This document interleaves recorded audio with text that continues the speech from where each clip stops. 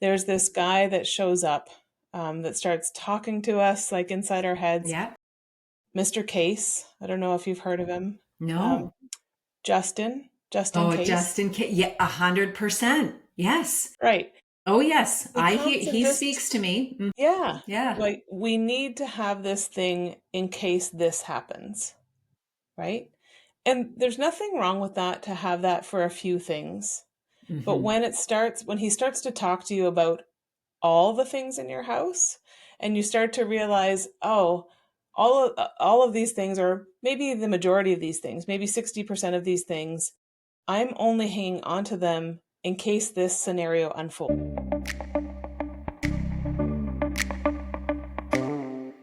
I know I've said this before, but it's true. I really enjoyed my conversation today with my guest, Bethany Mazereeuw. She is a co-founder, co-owner of Simplicated, and she and her husband, there's different components to this business. They help people with decluttering their physical spaces, but they also help seniors moving to smaller spaces. And Bethany works with a lot of women around emotional eating, sugar addiction, body image. We had so much to talk about. I could barely wrap up the call. That's why you'll see that this episode is a little longer than some, but there's so much here to listen to take in, because she addresses topics that I think most of us struggle with on some level. So I strongly encourage you to check out this episode, because I'm quite confident there's going to be some practical takeaway for you. So enjoy. So I often like to, on the podcast, and even when I'm getting to know somebody, kind of find out some of the journey, where you started and how you got to where you are today. So, when you were younger, when you were either a girl or a teen or that sort of thing, at that point in your life, what were you thinking you would do in your future? What did you want to be? Ooh, all right. So I think when I was young, like in elementary school, I thought I would be a teacher or a librarian. I Okay. love books and the teaching. I also loved school. So I thought, oh, this would be great to be a teacher. Mm-hmm. Um, Looking back on that, I'm not suited for either one of those careers. Okay. And so when I was in high school, then I started to think about psychology. That was my main interest. And so I Mm-hmm. went into psychology at University of Waterloo, and I loved it. I did a 4-year program there and did a thesis and really loved even the stats. I loved the stats part of it. And Mm-hmm. uh, and then after that, I took a year break and then I went into a Master's of Social Work program. Mm-hmm. Really like people. I think that's the main thing. I really like people. I like to get to know people. I like to understand people and help them understand themselves too. Yeah, Yeah. yeah. So when you say even in high school, you started to have an interest in psychology, what do you remember? Like what you learned or heard? What's some of the earliest stuff that kind of caught your attention? It wasn't even so much what I was learning in school. It was just learning to be with people and seeing what made people tick and understanding why people behaved in the ways that they behaved. Yeah, Like even in high school, I don't know what it was like for you, Wendy, but kind of an intense time yeah. for teens in high school, and just starting to understand some of the dynamics of what was happening in friend groups and why people said the things they did and why they treated people the way they did. Hmm. And yeah, and so starting to wonder about that kind of thing and figure it out. Yeah. So you had a bit of a natural curiosity, and Yeah, this provided sort of some insights and, answers for you or places to look. yeah, exactly. And when I got Yeah. into university in the psychology program, I found it fascinating. Hmm. Hmm. My dad has his MSW. So I grew up, with a curiosity that I'm not sure how much was informed by the books I saw on his bookshelf and that sort of thing. I Okay. think probably a lot of it because I was reading books about parenting, like when I was a teenager, things like that. So, yeah. Is there anything that you think kind of led you toward an interest in that? What did your parents do? No, so my mom, when I was younger, she went back into the workforce to be a florist, and she's very, very good at that. And my Mm, dad is a reporter. Um, okay, Even though he's interesting. Mhm. retired now, long retired, he is still reporting. He's an agricultural reporter. Wow. Those are both really interesting. Yeah. Your mom would get to make people happy a lot with, beauty. That's very, very cool. Yeah. Yeah. Awesome. Okay. So then, so now you're doing a couple different types of work that overlap, right? You're Yes. helping people declutter their spaces, their physical spaces, but you're also helping people with dietary habits. So these things I don't think people often think of as going together. So sort of bring me up to speed from, so you go to school, and then what's that gap between there and what you're doing now? Sure, yeah. Yeah, it is quite a gap actually. So after my social work degree, I did some community development work. And then I started working at the public health unit in Waterloo region. And I love that work too. I think that there are probably a lot of jobs that I could have and be very happy. Same. And so that was very good work, and I became a manager there. And yeah, and then sometime around 2017, my husband and I were looking around at our house, and we have two kids, and we thought there's a lot of stuff here. And oftentimes, if an organization or a church or someone we know was saying, "Hey, there's this family, they're arriving in Canada, and they Mm, don't have, dishes, they don't have sheets, they don't have towels. What can you spare, right, to help them out?" And we would look around and we'd think, well, we have things. Amazingly, we always had extra, mm, right? mhm, And so we really liked the feeling of being able to help out in that way.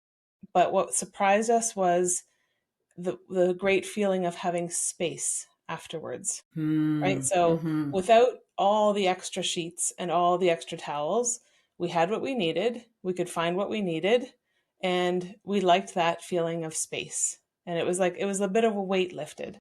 So we started to think about how could we help other people achieve that feeling that's just a little bit lighter, a little bit freer, also helping other people.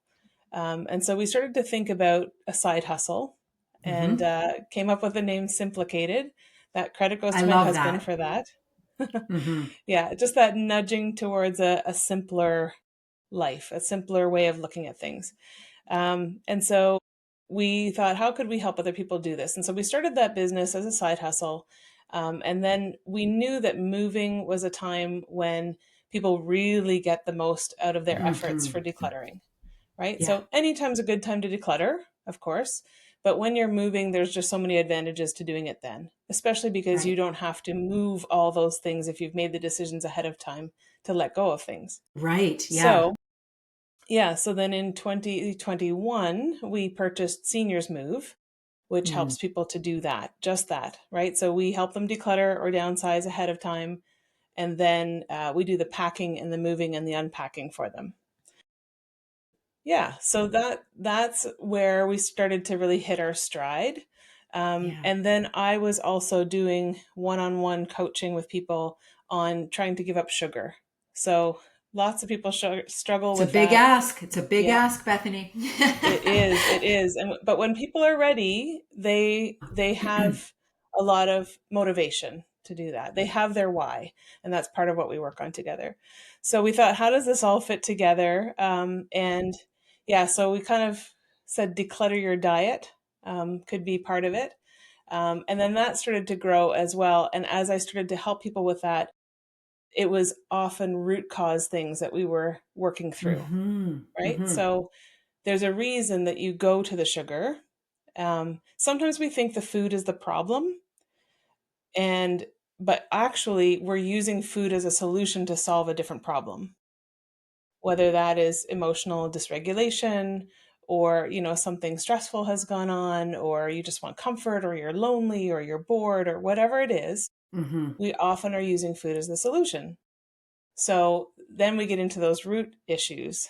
And so I Yep. went back, I had gotten that master's of social work, but I went back to the college and registered so that I could help people one on one and in a more effective way. And I've gotten more training and things along the way. So yeah, it kind of all hangs together. My husband sort of looks after the seniors move part of it, Okay. and together we do some of the simplicated work, and then I have this therapy and coaching and declutter your diet.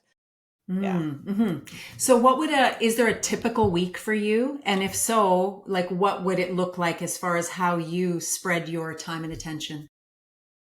Yeah, it's I would say no, actually not a typical week. There There's no hasn't such been one thing. yet. Okay. Okay. Yeah. Yeah. And that's okay. After doing a job where I had to be in an office from, about 8 till 5 every day, Mm-hmm. and then going through the pandemic and learning to work from home and things, and now having this self-employment and having the freedom to be able to say, okay, well, I'm going to be able to, go to this appointment or go for a walk or whatever it is in the middle of my day.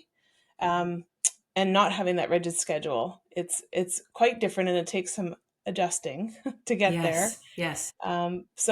But I will often see clients during the day, and then work in other things. So if I'm doing a presentation for a seniors group per se on decluttering and how to do it, or maybe I'm talking to them about generations in our stuff and how living through different generations can really Yeah. impact your relationship with stuff, and that's why there's often this clash between Mm-hmm. generations when it comes to, like, why don't my kids want my stuff? So Yeah. I could be Yes. talking to them about that one Mm-hmm. day. I could be seeing clients. I can be working on hiring or personnel. I could be doing some marketing, writing our newsletter, things like that. It's it's a great mix. It sounds like a lot. Does it get difficult to like juggle all the pieces? Sometimes, yes. And I do, in the past, I have suffered from workaholism, and those tendencies are still inside of me. Mm-hmm. And so this is something that I need to keep working on and keep in check, Mm-hmm. right? So Mm-hmm. because being self-employed, I could work all the time. Yes. Right. So Yeah. taking 24/7.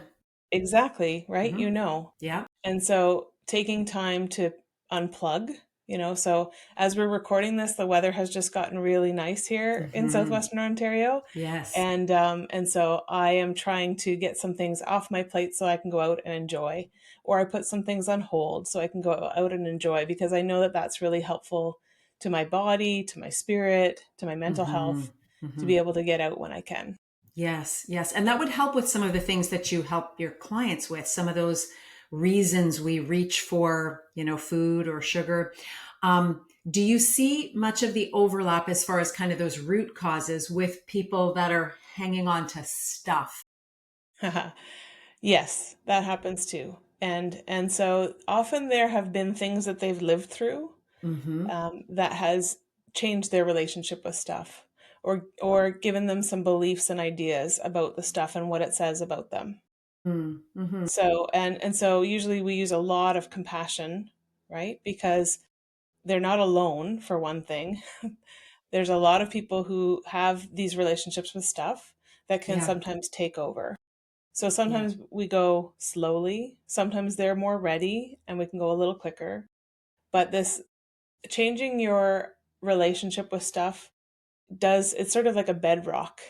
yeah. We get right down to bedrock after working through some of the issues, um, because in the end, it is just stuff.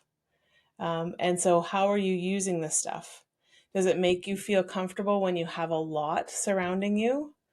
Um, are you afraid you're going to forget people that have passed already Mm, if you don't mm-hmm. have their stuff and are Mm-hmm. surrounded by their stuff? Yeah, so it's a lot of working through some of those things, and what would make the person feel better. What is the right amount of stuff for them? Because everyone has a different tolerance level for Mm-hmm. the amount of stuff. Mm-hmm. My husband and I Yes. have different tolerance levels for the Okay, amount of stuff we yes. have. And so how do you sort that out between you? Because then you would encounter that when you're helping other couples or families that not everybody's at the same level. Yeah, So how do you it's deal quite with that? it's quite common actually. So we have to constantly be talking about it.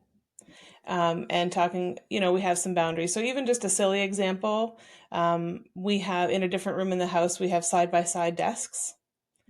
Mine is fairly neat. His is fairly messy if you look at it, right? So, and it's in an area of the house where people might see it if they come over, right? So we've put curtains up so that Okay. Yes. if he's not able to deal with the mess before people come over, we have an option to close the curtains. Hmm. Um, but we can say, okay, like this is how far the mess can go. But when it starts to spill out over onto like a side table or the floor or whatever, Mm-hmm. now that's a clue for both of us, right? Okay, we need to Mm-hmm. do some work here. Mm-hmm. So it's like a Mm-hmm. physical boundary. Yeah. Yeah, yeah. Oh my goodness. Like this, we could talk about this and these strategies for the full hour. You're talking like that, and I'm thinking about even myself and how I'm wired and the types of mess that I can deal with and the types that I can't, and Hmm. even areas where I have my own conflict. So, for example, I'm a visual person, so I do a lot of stuff like online now or on my computer desktop, but I still use paper and I like to see things. So I like reminders, I like visual reminders. So if I'm working on something and I were to file it away, that's gone. Right. But I do like things very neat and clean. So there's always this push pull Yes. between wanting to see the things that I'm working on, but also not wanting clutter. Right. So Right. it's So if it's I, a tricky balance for me, even like I kind of swing. I don't have a beautiful belt that stays in balance. It's like I sort of start to get a little bit messy and then I tidy it up, and then I start to get a little bit messy and then I tidy it up. That's kind of my right. pattern. Hmm. Yeah, and I would say that that's a very natural thing, and that's we're not going to live like what you see in a magazine, right? Right. We're not going to live in a staged home, Uh-huh. right? Yeah. We're going to have some level of mess to be able to do life and to live, Right. Yeah. right? But that swing, it sounds like you've already identified this is the boundary where I'm comfortable. If it swings Hmm. way over here, Uh-huh. then I'm not comfortable anymore and I need to do something. Yes. Yes, definitely. I mean, I walked in the house today when I got home from an appointment and I look around and I'm like, oh, it's messy. We gotta tidy up, because it does create a sense of, yeah, almost like an anxiety if Yes. things are just a little bit getting past that comfort level of reasonable mess. That's right. That's right. And everyone's Yeah. tolerance is different, but when when we are in cluttered environments, there is research to show that it does impact negatively our mental health, Mm-hmm. right? So we look Mm-hmm. around and we can't relax, Yeah. or maybe we're just looking around and seeing all the stuff that needs to be done. So if Mm-hmm. you're looking around at all the papers on your desk, right, that represents Yeah. a lot of work ahead, and your nervous system can kind of get activated just by Right. visually seeing all of that, Mm-hmm. right? Mm-hmm. So then what do we want to do to be able to help ourselves?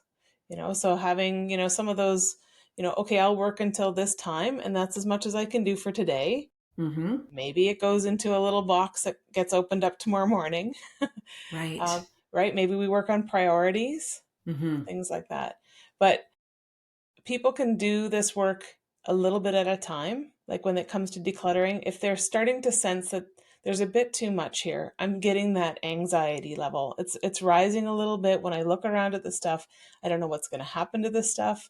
I don't know Mm-hmm. when I'm going to have time to clean the stuff or put batteries in the stuff or maintain it somehow. Yeah. Yeah. Yeah. So sometimes it can be prompted by a bit of a life shift, Mm-hmm. right? So maybe all of a sudden they have an injury and they're not as mobile, right? And then Yeah. then they realize, okay, actually this is too much stuff, right? I'd like to donate some of it to be able to have a little bit more peace and calm in my Mm-hmm. house. Mm-hmm. Yeah. Do you find that for a lot of people, the accumulation of stuff is rooted in some form of a fear? Often, often, yes. There's a sometimes I talk when I give presentations, I talk about when we embark on some decluttering work or we just sense we need to do it.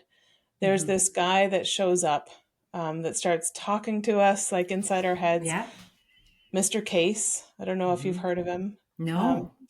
Justin Oh, Case. just in case. Yeah, 100%. Yes. Right.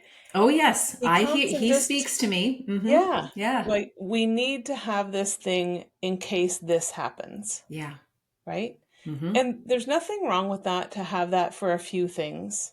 But Hmm. when he starts to talk to you about all the things in your house and you start to realize, oh, all of these things, or maybe the majority of these things, maybe 60% of these things, I'm only hanging on to them in case this scenario unfolds. Hmm. Hmm. And, if we talk it through, you might decide, hey, I don't need I don't need all of this stuff. I was working with one woman who we were doing work online actually, and she said, I just tend to keep Amazon boxes and boxes in general. I Hmm. have lots and lots of boxes. I think I have too many boxes. And I said, well, what happens with the boxes? Hmm. And so as we started to peel back the layers, one of the things was that she liked to be able to loan boxes out to people when they needed them for moving or whatever. But she decided that's not a good enough reason to keep all these boxes. So then you work with, okay, so how many boxes would be reasonable for you to keep at this stage in your life and what you're doing? Because she's years and years away from moving herself, Yes. right? And so this just in case was coming up. Well, what if I need it to do this? What if I need to mail a Right. package? What if I need to, right? And then we Hmm. just started to talk, well, what could you do if you did not have a box in your house that Hmm. suited that purpose? What would you do? In Hmm. your future, your resourceful self, what would they do? Yes. And Yes. she found, oh yeah, I'd figure it out. Hmm. And so Hmm. then all of a sudden, the keeping the boxes was being outweighed, so Hmm. she was thinking about, oh, keeping these boxes is making me happier. And as we peeled it all back, she said, no, actually it's stressful to have all these boxes, and when I loan them out to people, I'm not sure I'm going to get them all back. I'm asking them back for the boxes back, and it's causing friction in Yes. relationships. Yeah, and she didn't Yeah. want that Yeah. anymore. Yeah. I mean, it really is cost benefit analysis, right? People sometimes don't think about costs in that way, but the costs of not changing something. That's What is right. it costing you? They only think about the cost of the change, Yes. not always the cost of not changing, which can be very, very great. It's just that you're used to that one. Yeah. So Yeah, exactly. you're tolerating something. You become Um, accustomed to it. yeah, Hmm. yeah, but not realizing it is costing you Hmm. something and not knowing how great the other side feels. Because you're right, like being in a clean, organized space does do something for you mentally and emotionally. Yeah. It Yeah. just And feels sometimes so we good. have to experience it sometimes to be able to Mm-hmm. realize that benefit. Mm-hmm. And it's interesting that you mentioned it as the cost of, not changing. I did a couple of blog posts on the cost of clutter. Okay. Yeah. So sometimes when people are thinking about, giving things away, we promote donations. Mm-hmm. If people want to sell them and recoup some of the expense, that's fine. We'll walk through Mm-hmm. pros and cons of different ways of doing that, and they can decide. Yeah. But if they're looking at the price tag of something, this is how much I paid for this thing. Mm-hmm. I need to get something back for it, right? Mm-hmm. They're only thinking about what they paid, not for how much they've used it or enjoyed it. So, for example, like a dining room table, Mm-hmm. so sometimes when we're working with people and they're moving, the place that they're moving to, now they don't need this dining room table. Okay. So they've got it here and they paid, I don't know, maybe they paid $3,000 for it. And so they think, well, this is a good solid wood table. The chairs are excellent. They're in good condition. I should be able to get at least $1,500 for this. So maybe you can. Right. How much effort do you want to put into Mm-hmm. trying to get that? Yeah. And what else could you be doing with that time and effort? Mm-hmm. Because if we take it out for donation now, someone else can enjoy it. Right. And well, instead of having it being stored here, stressing you out, Mm-hmm. someone else can enjoy it immediately. Right. And so, yeah, there's a value to that There often goes is. hidden, right? Mm-hmm. Mm-hmm. I really love. So I'm in Baden, And I love that I'm so close in New Hamburg to the MCC thrift store, Yes. because there is this extra incentive for me, knowing that it's not just going to the end user, but kind of the transaction itself, the money gets put to good use. Yes, So exactly. that just creates more, it feels good when I drop things off. I actually feel good dropping things off, Yeah. It's because like a I double feel like blessing. it is, I do feel like I'm helping twice, Yes. right? And I Yeah. love that. So Yeah. When yeah, it's we great. when we work with people and they're we call it right sizing instead of downsizing because the connotations are a little better. Oh, that's good. That's good. Yeah. Um, and if they're struggling to let go of, especially furniture or artwork, things like that, Mm-hmm. we will often talk to them about how it could be used if they were to let go of it. So if someone can come to a thrift store and purchase it, right, for a low cost, they choose it, Mm-hmm. right, and that they can benefit from it. Sometimes we are actually, the timing works out well that we are able to furnish an apartment for someone who is coming off the streets. Wow. And so that just makes it a Mm, little bit easier for people to let go of things. absolutely. Mm-hmm. Yeah. So we Yeah. often encourage people to think about what this thing could be doing instead of, maybe sitting in your garage or your basement or your attic or your crawl space. What could it be doing? Because when it was created, it was meant to do something. Yes. Yeah, Right. Not just sit in storage. exactly. Yeah. It's interesting when you said that. I flashed back. I had a coaching client years ago, who did have difficulty getting rid of things. She Hmm. was aware of it, Yeah. um, and would talk through it. So we use language like finding a new home for Yes. that type of language, Yeah. because she really took issue with like purging, Mhm. declut, like that type of language. She really didn't like it. That Yes. I think caused her some anxiety. But when we started talking about like finding a new home for something, Hmm. that sat well with her, and Right. she tolerated that a lot better. Yes, of Yeah. course, because Yeah. that's helping you to let go because you're envisioning the object not sitting in landfill. Yes. You're envisioning the object actually being used by someone and Right. enjoyed. Like going Yeah. back to the dining room table analogy, sometimes we'll say, okay, so how many meals have you had around this table? How Mm-hmm. many memories? And just think Mm-hmm. about it that way. Now, if this table goes to someone else, they can have memories and have Mm-hmm. meals and create these really good feelings around this table. Yeah. Yeah. So, if some people are listening, watching, listening, and they recognize that they could benefit from some right sizing, decluttering, what's some sort of general advice you'd give people to get started in the process? Maybe they just need a little and they can kind of do it. Maybe they start and they realize they could use some extra help and they reach out. Yeah. But what's Yeah. a starting place for them? I would say start small, especially if it feels a little daunting or overwhelming. Mm-hmm. You wouldn't, if you were all of a sudden you wanted to go and build muscle, you Mm-hmm. wouldn't go into a gym and head straight for the, 100-pound weights and try and lift Right. them, right? Yeah. You're not gonna keep going to the gym if Yeah. that's the case, right? You're gonna try and lift those weights. It's gonna be too hard. You're gonna get frustrated and discouraged, and you're gonna walk out. Mm-hmm. You would start more with a 5 or 10 pound weight, maybe 15.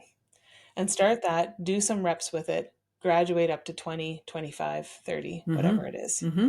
You can get to that goal of 100 Mm-hmm. pounds, but you want to start smaller. So the same thing with decluttering. It's like a muscle. You want Mm-hmm. to build it, and you want to see some progress. You don't want to get stuck right in the middle of it, right? Right. Yeah. So some ways to start small. You could start with just a drawer.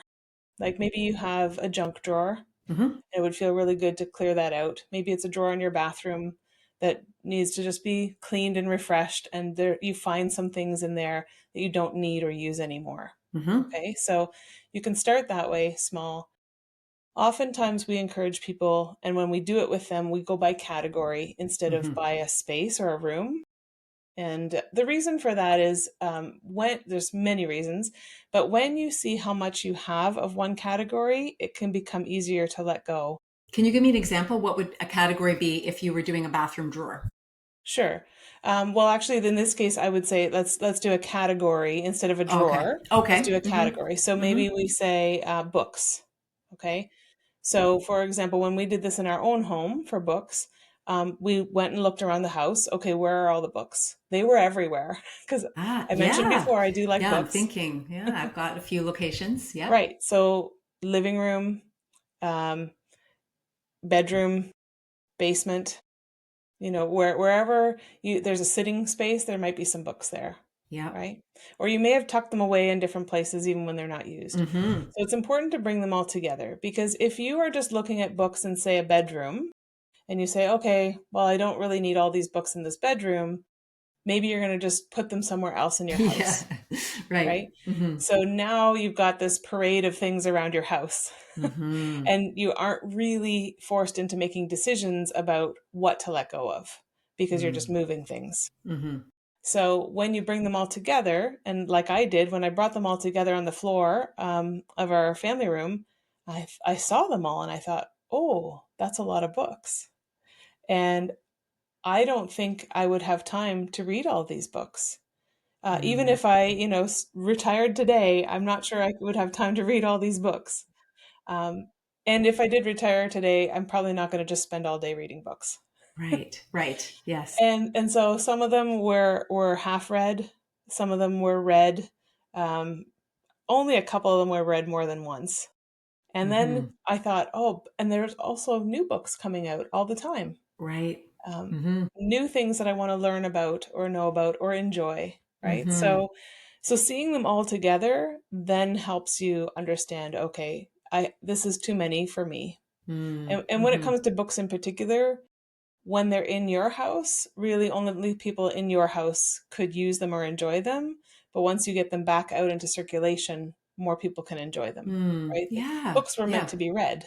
They weren't Mm-hmm. meant to Mm-hmm. be just stored on a shelf. Mm-hmm. Mm-hmm. So, Can you give me um, a couple of other examples of categories? sure. Yeah, clothing is another category. And we can subdivide that category as Mm. well. So maybe if you're starting small, you just want to look at sweaters. Okay, Mm. so Mm-hmm. and sometimes you want to like pull out all the sweaters. So the ones that don't quite fit, the ones that have to be mended, Mm-hmm. maybe the ones that have a bit of a stain on them and you haven't gotten around to cleaning them yet. For 5 years. Right? And Yeah, I know. the ones that Mm-hmm. you wear all the time, get Mm-hmm. them all together. Maybe put them on the bed. See how many you have. Is that how many sweaters you want? And this answer is going to be different for everybody. Right. Right. Some people run hot, some people run cold. That's going to affect the Mm-hmm. number of sweaters that they want. Mm-hmm. Yeah. Yeah. You think about your lifestyle, think about where do I go? What do I wear? Okay, so I think maybe to get through a season like winter, maybe I need 10 sweaters, or maybe I need 15, or maybe I need five. It doesn't really matter. Mm-hmm. But you get to decide then how many you want. And Yeah. if you're going to start with that category, then you could also, one of the ways to help with this process is say, okay, looking at this pile of sweaters, these are the ones I love. I know I love them. I wear them all the time. They feel good. I feel good when I wear them. These ones, for some reason, I can't stand. It's itchy. The color looks terrible Right. on me. I have to dry Mm-hmm. clean it, so I never wear it. Whatever it is, those two ends of the spectrum. Yes. The favorites and the very least favorites. And then you can work your way in from there. Because again, that's building the muscle. Right. And when you get into the messy middle, there are some strategies that we'll use with people to help with Mm-hmm. that. If they're not sure, you could ask someone, what do you think of the sweater? Um, you could just give it some time, right? So Mm-hmm. sometimes we put things in like an expiry date kind of container, That's great. right? So, Yeah. all right. So if you haven't worn this sweater by what date, then Mm-hmm. it can go guilt free because you've already done the Mm-hmm. work. You've already made the Yeah. decision, right? Yes. So if you haven't pulled it out of this box by say, I don't know, March, Mm-hmm. all right, then it can go because you've proven that you can get through winter without it. Totally. This is great. I haven't done anything this official with myself, but I have noticed for sure that repetition through the process, I'm way better at it. And sometimes an item might take 2 or 3 passes. So I might be doing clothing, for example, and oh, I still kind of like that sweater. So It doesn't go. I might even do a few months later another pass because I actually do mini versions of the process often because I receive a ton of hand me downs. Okay. So I have a rule with myself that if stuff's coming in, stuff has to go out, right? Excellent. So because otherwise I would have an insane amount of stuff. Hmm. So I just kind of use that as a, okay, you're adding items to your closet. So let's go through and, let's get rid of some items in your closet. And I bet there's some things that have probably gone through at least a couple passes. And then I finally go, like, you get real with yourself, Wendy. Like, this has been now 2 times through that you've hung on to and you still haven't worn that sweater. It's time to Right. find a new home. Yeah. Yeah, Yeah. exactly. If there are things hanging up in the closet, there's that trick of turning the hangers. So they Yeah. go one Yeah. way at the Yes. beginning of the season, and then for every time you wear it, it turns the other way, Yeah. right? And so then at the end of the season, you can look and easily see what things haven't been worn. Right. But I kind of prefer that take it out for now and see how you do Hmm. without it. No, that's really, really great. And it's amazing how then you don't miss things. Yeah. Yeah. Yeah.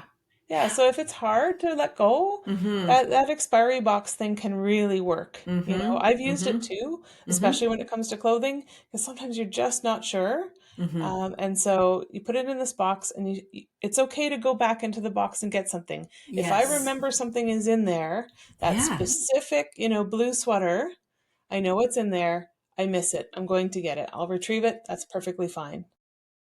But at the end of the season, whenever that expiry date is, it comes, you get to look at that box and say, okay, okay, friends, Mm-hmm. it's time to go, right? Yeah.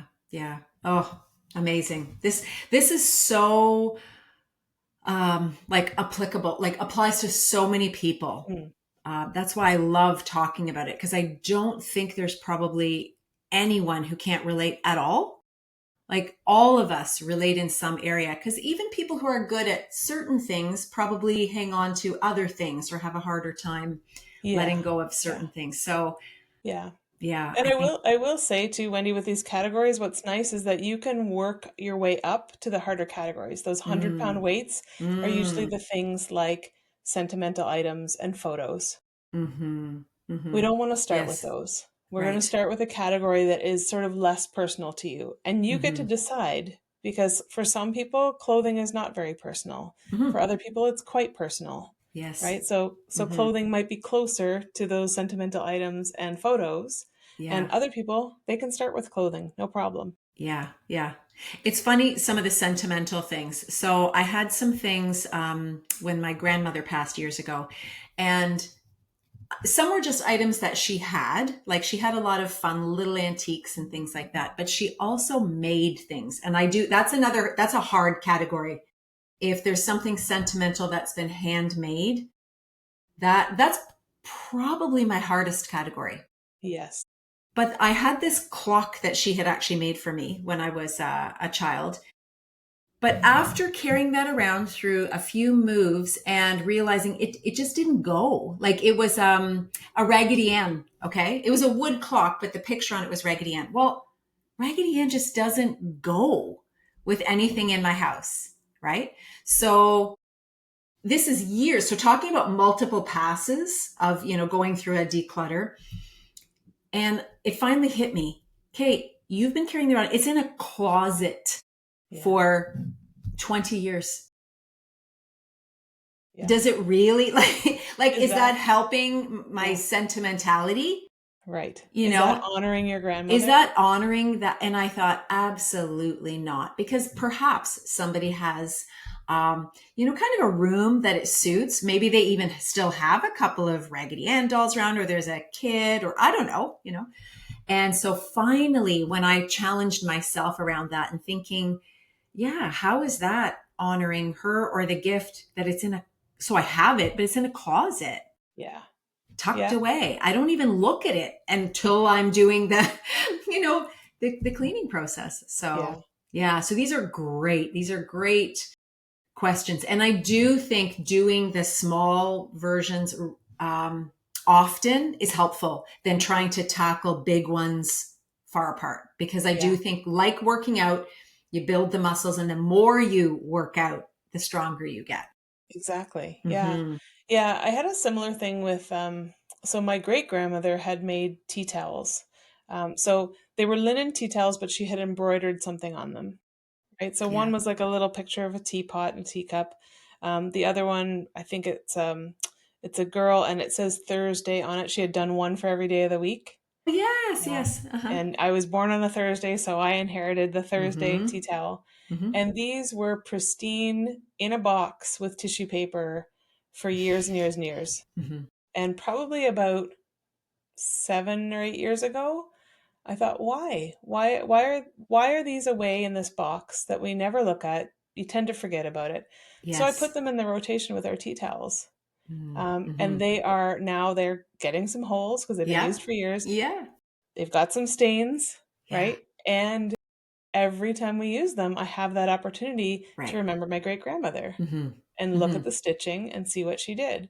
She made them to be used. She didn't make them to be sitting in a box somewhere. Right. Yeah, Yeah. No, exactly. Exactly. I mean, when you talk about it or think about it, it makes so much sense, but we just don't often challenge that's right. how we're thinking about it. I think That's that's a right. big And part of the process. that's where the main thing lies for people Yes. is when you can either hear a talk like this, Mm-hmm. or read something about it, or see a video, or work with someone who Mm-hmm. can sort of help you to think a little differently about it. Yeah. That's where some of the motivation comes in because as soon as your thinking shifts, you Mm-hmm. start to question like, yeah, why are these in a box? Why is Right. that clock in a Mm-hmm. closet? Yes. How is that Yes. helping? Yeah. It's the just in case or the someday. Yep. Mm-hmm. Yeah. And then you realize that could be a long, long time, if ever. hmm hmm I want to take a shift and Sure. talk a little bit about how you help people with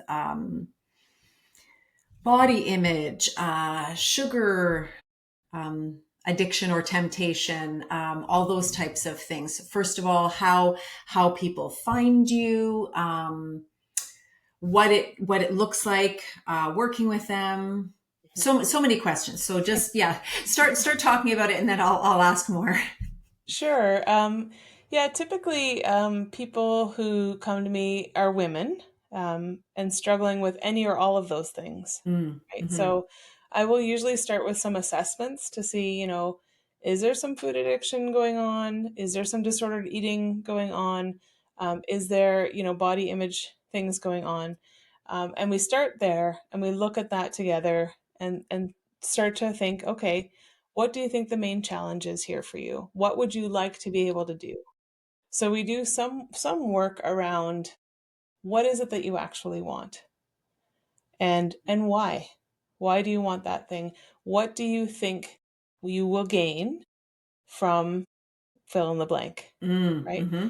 What will you gain if you aren't, going back and forth with the sugar all the time? What will you gain if you're able to change your body shape?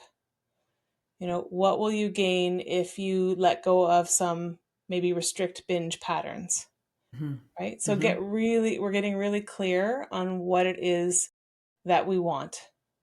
Um, and then we look at, well, what's standing in the way?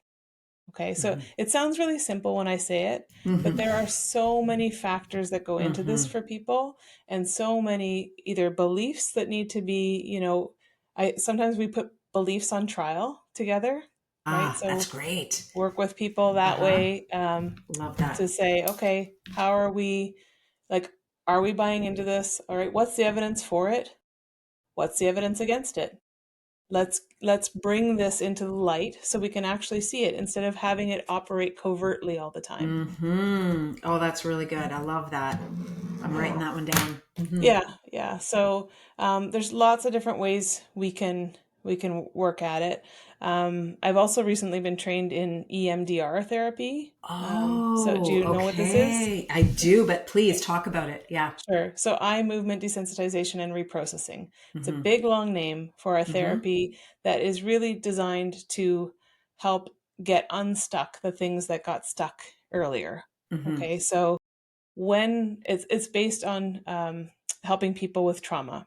And this is a Mm-hmm. tricky word to use because sometimes people think, well, I didn't have trauma. I had a great childhood, Mm-hmm. right? Mm-hmm. So there's nothing there to find, nothing to be worked through. But really, trauma, there's so many different working definitions of trauma. But the way I look at it is when something happened to you, it was a bit too much for your nervous system to handle, and you didn't have anyone to be a compassionate witness, as Gabor Mate says, or you didn't have anyone anywhere safe to process it. Mm-hmm. Either there was no Mm-hmm. time or no person to help you through that, right? So if we look at that as the definition, then most of us have encountered something like this. And these things get stuck. So cognitions and emotions um, and sensations in your body, they kind of get clumped together around that thing that happened.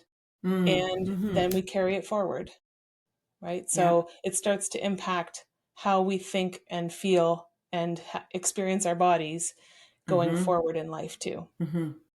right? So I mean, Yeah. a very typical example from like a sort of more of a PTSD kind of background would be, and this is where EMDR started. So someone who has been in combat, Mm-hmm. um, and they hear a car backfire 20 years Mm-hmm. later, Mm-hmm. their body and brain register this as a gunshot, and they hit the floor, Mm-hmm. right? Mm-hmm.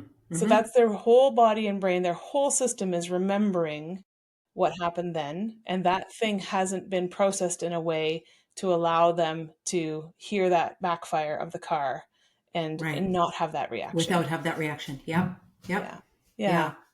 Yeah, Mm-hmm. so this shows up in a lot of ways around like oftentimes we when I'm working with people around eating and body image and things, there is some kind of trauma that's happened that we can work to reprocess, right? So, Could it be as simple as like some comments made that were received really yes, taken to heart, so to speak? yes, Like it could be yes. something even like that. Okay. Mm-hmm. And it could be comments that were not intended to do Mm-hmm. that, Mm-hmm. right?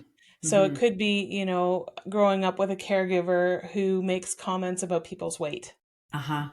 Mm-hmm. right? So then we learn, okay, Mm-hmm. it's not okay to be overweight. And I need to now control my eating, my Mm-hmm. exercising, whatever it is, in a really strict way so that I don't become fat because then I will not be loved. Right. Right. Even though that's not what you're consciously thinking, but if you start digging and following the belief behind the belief behind the belief, yeah, Exactly. that's what it's coming to. Exactly. Yeah. Yeah. Yeah. So that's it's a very excellent therapy to use Mm-hmm. to reprocess some of what happened earlier. And it's kind of Mm-hmm. like we help the brain, we just sort of create this space for the brain to do its work and refile things properly. Mm-hmm. That's kind of how Mm-hmm. I look at it in That's a a nutshell. great description. And yeah, I've heard about it and I have never experienced it, but I know about it, but I haven't heard it being used for things like eating and Yeah. body image, which I mean, it makes sense. I Yeah. just haven't heard of that application. Yeah, Yeah. exactly. It's certainly helpful for addiction. So if there is Mm. something addictive going on for someone, Mm. Mm-hmm. and we can often tell that because sometimes when we take away the sugar, then other things pop up, right? So Ah, maybe yes. shopping or scrolling on social media, things Yeah. like that can pop up, and then we know, okay, so there's some kind of escape. You're trying to Mm-hmm. use these things as some kind of escape. What are we escaping from? Can we peel back some layers and look at that? And how can we help to help your nervous system to know that it's Mm-hmm. okay? Mm-hmm. How can we Mm-hmm. learn some new ways of doing things?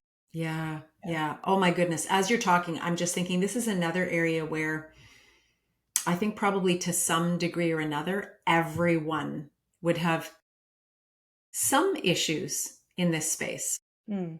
Like in really varying degrees. Some would be very mild, some would be very severe, but I think it's a very common struggle to Yeah. do with having a really healthy relationship with food and body image and all of that. I think Mhm. that from my observation and experience, that's rare. Yeah, and I Mm-hmm. think it's a fair comment because I think it's getting harder in our society Mm-hmm. to have that sort of healthy relationship with food and Mm-hmm. body image and everything because of things, like when we look at um, the diet culture that thrives on us believing that we need to change our bodies Yeah. in order to, I don't know, receive love, be acceptable, be Mm-hmm. successful. Yes. So the diet industry really benefits from us believing that. Mm-hmm. And the food industry benefits from keeping us hooked on things that are not good for us. Mm. Yes. So, Yeah. and then we've got the pharmaceutical industry who can benefit from Yeah. also helping us solve the problem Right. of our sugar addiction with Mm-hmm. drugs. Mm-hmm. Mm-hmm. Circling back, I love how at the beginning you talked about, getting to the root of things, because I've often just used, if I'm trying to help people understand any behavior change, and if they just focus on the behavior but don't get to the root, I use like the dandelion analogy. And I say, Yes, you go out in your lawn and you pluck the dandelion head off, which is the behavior, right? You change the behavior. What's going to happen? It's right, going to go back. Exactly. So right. most diets are just plucking the head off the dandelion. So yep, look, it's gone. But what's Yeah, going to happen very, very soon? Like yeah, it's just coming back. And we see it. We know that research supports now that 90% of people who, do some type of a diet, like gain the weight back yeah, because it's plucking off the yeah, dandelion head. So I love that in both of the types of work you're doing, it's not just about changing the physical environment. It's not just about changing the behavior. It's getting to the root of those things to create like lasting yeah, change, yeah, which is can be more work or a little harder in the short term, right? yeah, But not in the long term. yeah. Like Exactly. totally rewarding in the long term. Yeah, And it must be rewarding work for you, I would imagine. Sometimes challenging because you're dealing with very ingrained habits and beliefs. And I'm sure it's really challenging for your clients. yeah. But when you can help people get to the other side, wow. Yeah, it's again sort of just coming back to like my interest in people and seeing how Mm-hmm. they operate. And this is just an extension of it where I'm helping people to understand their own system and how they Yes. operate, Yes. right? So, what happens when I don't know, what happens to you when you are scrolling on Instagram or Mm-hmm. Facebook? Mm-hmm. Just notice Mm-hmm. what's happening Mm-hmm. inside your body, what's happening to your emotions, what's happening in your brain, and rarely do we ever walk away from time on social media and say, "Oh, Mm-hmm. that was time well spent." You know, um, let's Totally. do that Yeah. again. Yeah. Yeah. It's more of that. We're going to pick that up when there's something going on, right? Mm-hmm. We are bored, we are lonely, we are unhappy, we are like it. There's something going Yes. on that Mm-hmm. drives us there, and we're Yes. looking for something, Yes. right? Wait, So, so often, so much more than we realize. It's interesting that you mentioned that. One of the things that I've noticed is sometimes I start following someone who is inspiring. So I find them an inspiration. I think, oh, I want to follow them because I want to learn these things, and more than once it's happened where it flips, and now after a bit, and it's nothing they're doing, mhm. it's my response to what's happening. I start to feel, so it started as an inspiration, but it turned into I feel poorly about myself. Like, Yes, oh, I'm not able to do it. And and I suck at, and yes, then when I'm aware and I do that, then I will stop following them. Cause I'm hmm, like, it was a good motivation in the beginning. And, I enjoyed it and it was beneficial, but then yeah, it flipped, yes, and now it's harmful. right. And yeah, same It's content, but different response in me, as you said, yes. paying attention. And I would Yeah. say that's excellent noticing, right? To notice that shift, because so many times we're kind of asleep to that. Uh huh. Um, but noticing it is often more than half the battle to even like as humans, we have this ability, it's called metacognition, right? We can think about what we're Mm-hmm. thinking Mm-hmm. or we can think about what we're feeling. Sort of like Yes. we can rise above that 10,000-foot view and Yeah. actually see what's happening here. Yeah. And so I love to encourage people to do that, like when we're in session together or just have, have a time when you can do that. You can reflect on what's actually going on. Let's see those things that are under the surface. Mm-hmm. And how do I feel? Asking some questions, really, like, what am I hoping to get when I'm going onto social media? What Right. am I hoping to get when I'm going out to buy cookies? you Mm-hmm. know what am I hoping for? And is it actually social media? Is it actually cookies? Or is there something different? Or is And it the dopamine hit? right, right, we can Yeah. be Yeah. quick to answer that question and say, yes, Mm-hmm. it's the cookies, I want the cookies. Mm-hmm. Right, but if we just pause for a moment to dig a little deeper, Mm-hmm. what is it really? Yeah. Because after we know that after we eat the cookies, that feeling, whatever it was, is still going to be there. Mm-hmm. Right. No, I Yeah. know. Yeah. Yeah. I The love other it. thing that I love to do with people is, I don't know if you've heard of the Enneagram. I love to use the Enneagram with people. Okay, you are totally. I was literally just going to say before I go into a few rapid fire questions, I kid you not. I was going to say, I need to ask you, I love the Enneagram. I need to ask you what your Enneagram number is and have you comment on it. So start there. Give Sure. what's It your, took it took me a long time to land on my okay. number.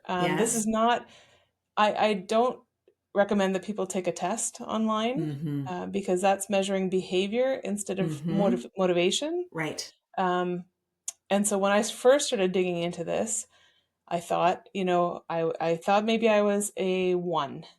And then I thought, oh, no, I think actually I'm a seven. And what I'm noticing that makes me think I'm a one is actually sort of that stress line from a seven to a one. Okay, then I thought I was a seven. And I Okay. thought that the core motivation of a seven didn't sit well with me. Yes. So I thought maybe I need to look at this three again. And for people who don't know the Enneagram yet, this is going to sound a little foreign, but Yes. the three sits in the feeling center, Uh-huh. and I'm not very good at that part, Mm-hmm. right? So I don't really tune into what I'm feeling very often, Mm-hmm. Mm-hmm. or use it productively.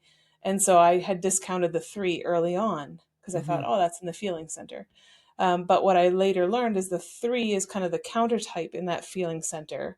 So they can take in a lot of information through feelings, but not use it productively.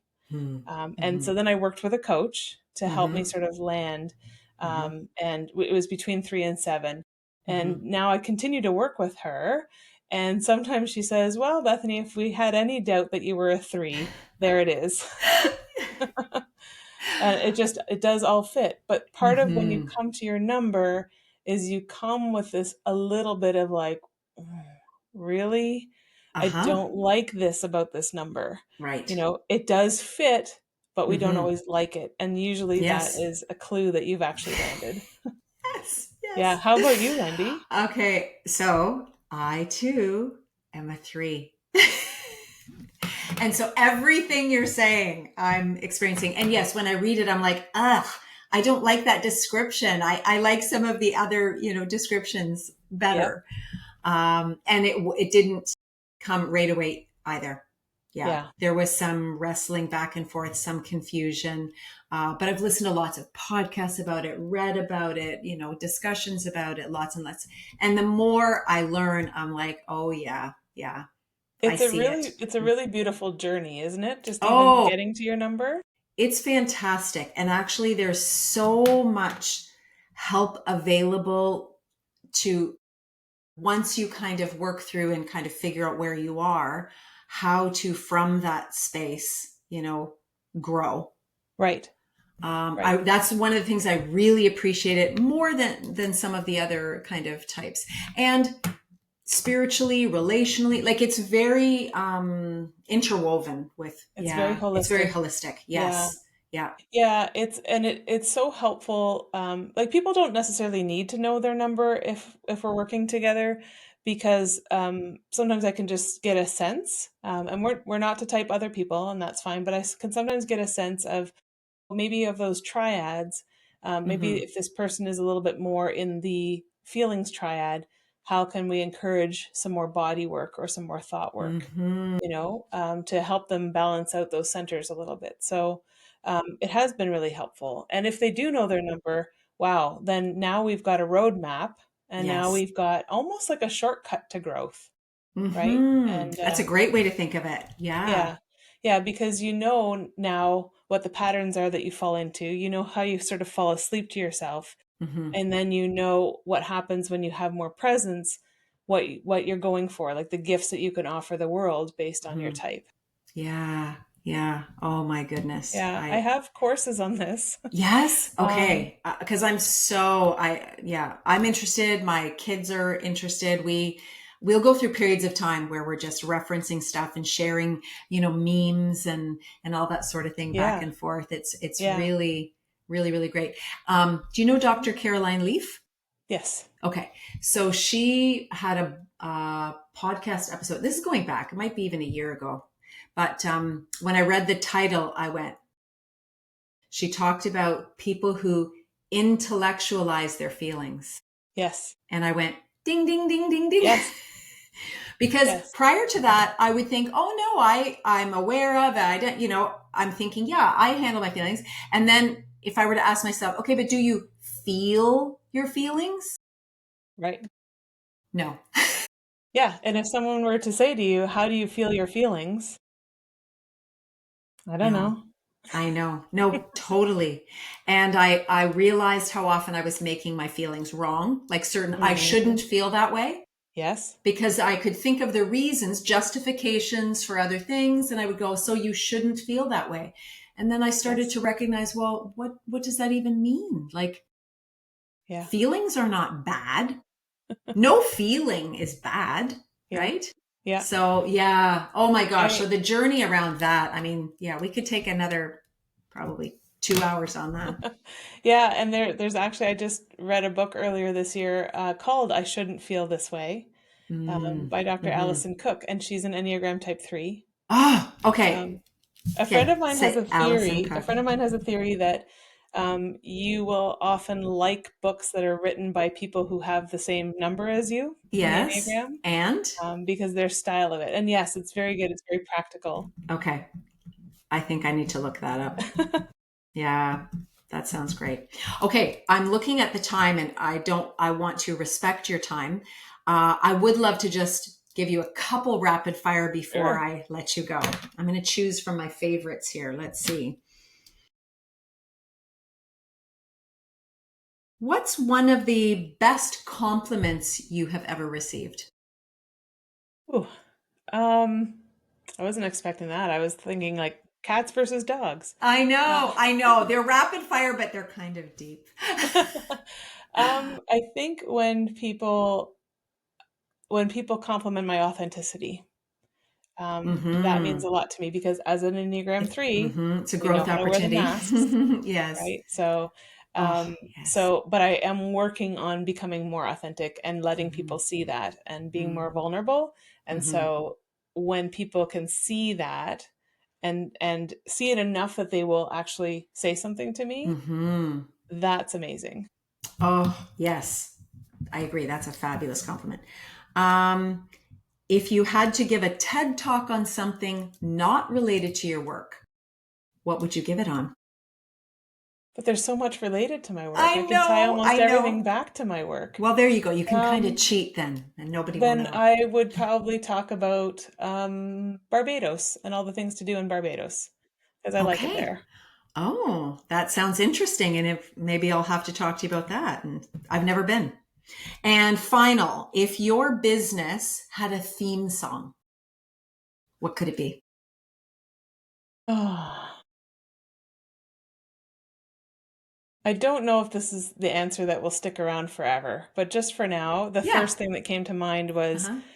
Under Pressure by David Bowie and Mm. Frankie, Mm-hmm. not Frankie, Freddie Mercury. Okay. Mm-hmm. Um, Yep. and I do love the song for Huh. sure. Yes. And it But I certainly would think, fit. Yeah, yeah, yeah. yeah, we Mm-hmm. face people who are under pressure all the time. Mm-hmm. So it's not so much Yeah. that we're under pressure in running the Right. business, Mm-hmm. is that we are helping people who are facing pressure. Mm-hmm. Mm-hmm. Oh my goodness. Okay. I absolutely loved it. It would be so easy to chat again. And actually, I'm just going to later request if we can just get Yeah, together and have coffee and keep I talking think we because should. I would love that. There's so much overlap, so much, yeah, so many things I think that we have in common and shared interest for sure. Yeah, So I'm down for th- that.